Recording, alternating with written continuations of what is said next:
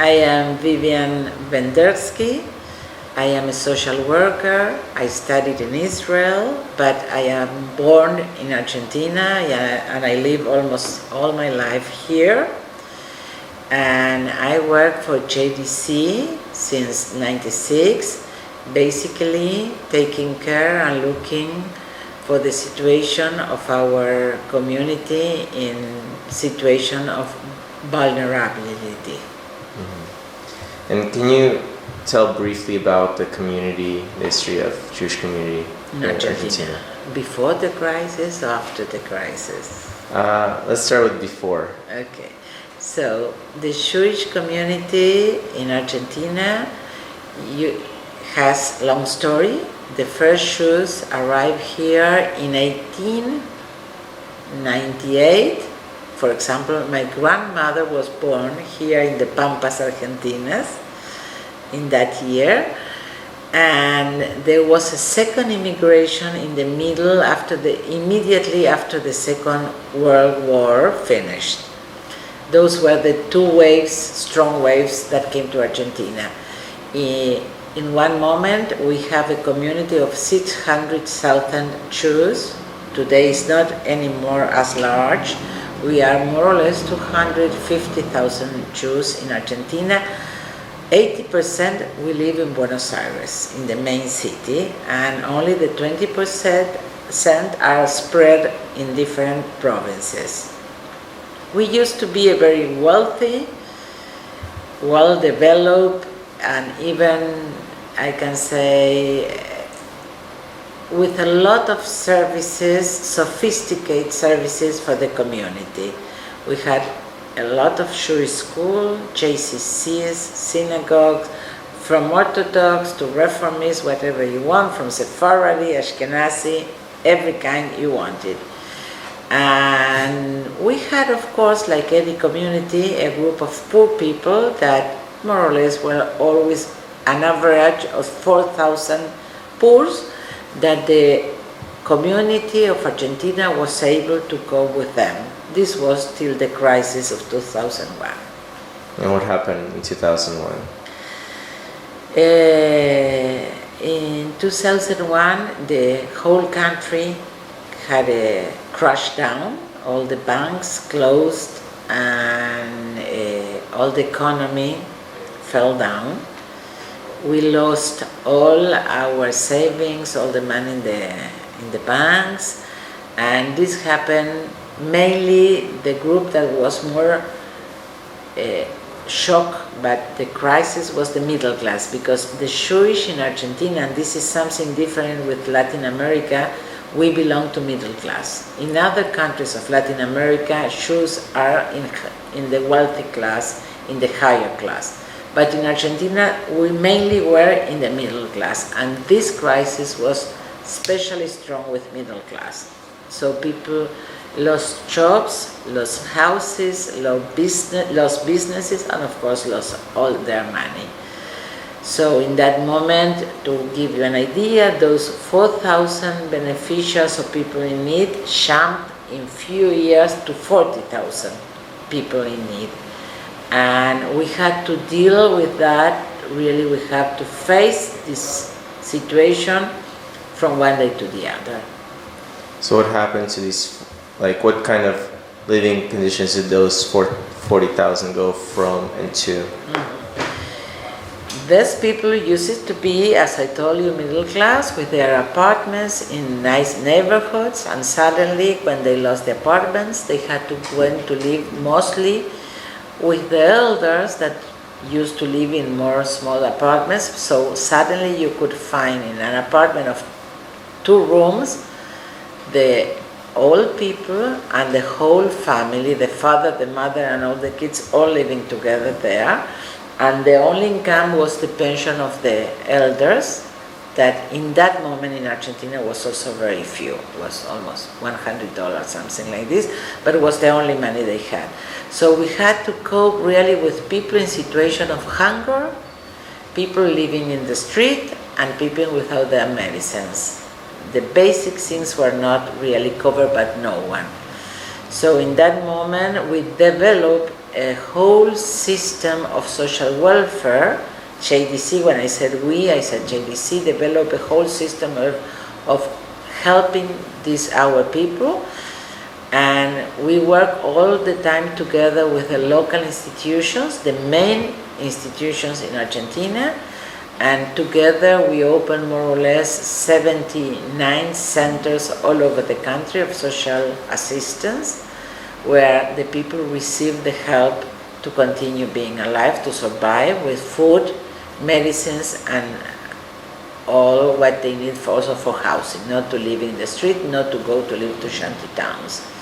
It was really a huge work, and this was only possible because of the generosity of the people from the States, our brothers and sisters, Jewish people in the States, that they decide to send to help us to provide and to cover all the needs of our people. Otherwise, that would be impossible to be done. But now it's better, correct? Now the situation changed. In that moment, you had no hospital. In the hospital, you had the hospitals and the doctors. But if you need a surgery, you needed to take your blankets, your cotton, the paper for the, the studies, everything. You only had the professionals. So it was very, very difficult. Now the hospitals, they work again, and now there are a better condition for the whole society in Argentina, not only for the Jews. What we found out that finally the Jews began to work again, to reinsert themselves in the labor market, but because of the devaluation, we never achieve again the same level of income that we had before. This was over. Remember that we had the currency 1-1 and suddenly 1-8. So of course your standard lost 8 times your level. Nevertheless, from those 40,000 people in need, we still have more or less 12,000 people in need that they were not able to really solve their situation and that they need to be helped by the Jewish community. Now we continue receiving some help from the state, no anymore as in the crisis time. There is much more possibilities for the local organizations to take care and to cope with the needs of this population. JDC only stays helping strongly on the interior of the country, on the provinces, and we continue also taking care of our little kids from 0 to 5 years old. We are in charge of this group still in this moment. And this crisis kind of brought about a change overall, right? Now you help not only Jewish community, now that Jewish community has been lifted, you've maintained services that are not just for Jewish people, right?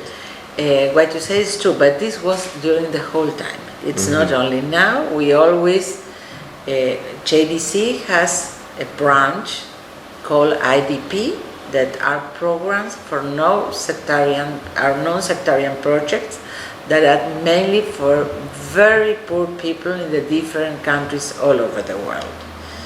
So in Argentina, we are supporting 2 soup kitchens in 2 of the main huge shanty towns in the country.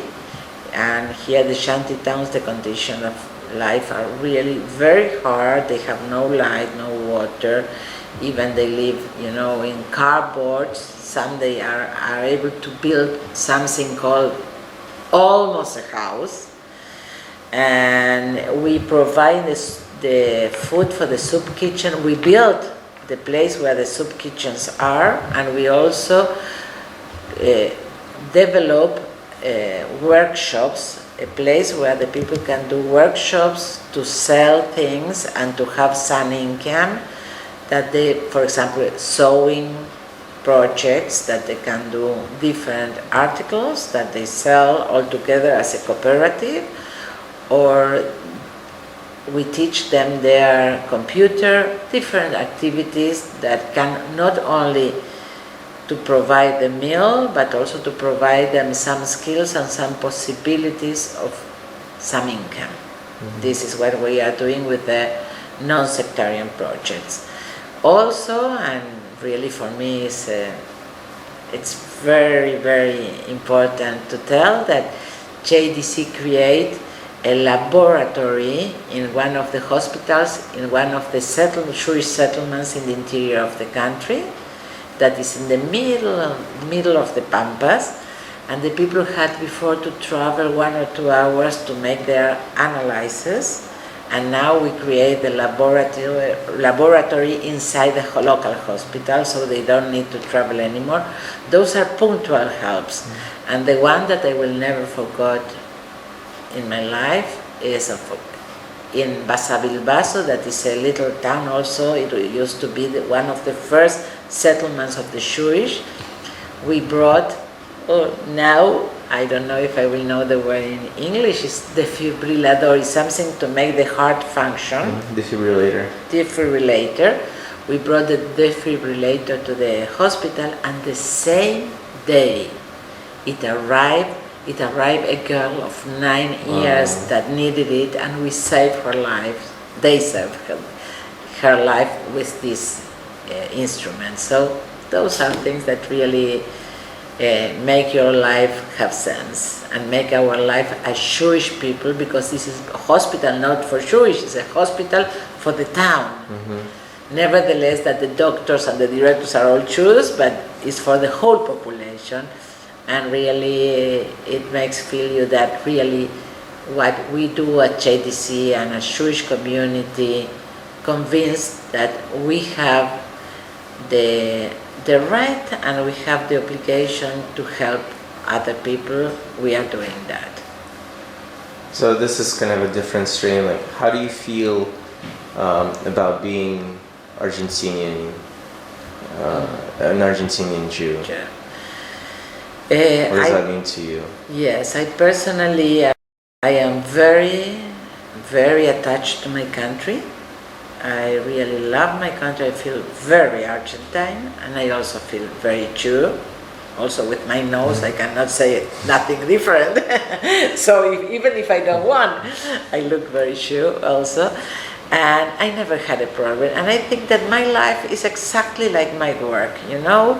I work part-time, half of the day for the Jewish community, and for the needs of the people of my community, and half of the day I work in the Congress for the needs of the whole country, of the needs of the whole people. And in both cases, I'm working with the needs of women and kids, trying to help them and to provide them better conditions of life. And this last question I just thought of, like, why do it's so thought often that Jewish people are wealthy, or it's thought of, well, if Jews are Argentinians, then why can't they just have Argentinian services? Why do Jews have to create special services for themselves? Again, like Jews, you know, why should American Jews help Argentinian Jews? Why should Jews have their own centers, their own things? If they're Argentinians. To be honest, I ask myself the same. A lot of times during the crisis, I ask myself, why the Americans worry about us? Why? We are so far away, so different. This I can answer you a little better, and I want you to know that, in that moment, terrible moments, black was like a dark night, to know that there was someone from other country that was worrying about you and sending you help was really something very powerful.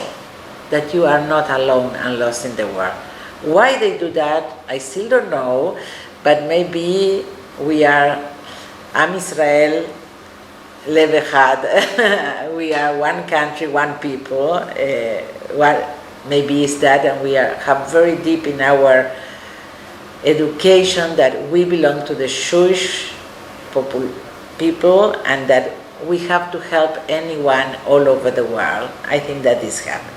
On the other hand, because maybe we are minorities, we have the tendency to live as a ghetto and too much between us, and it's much easier for us to receive the help from a SHU than from the government.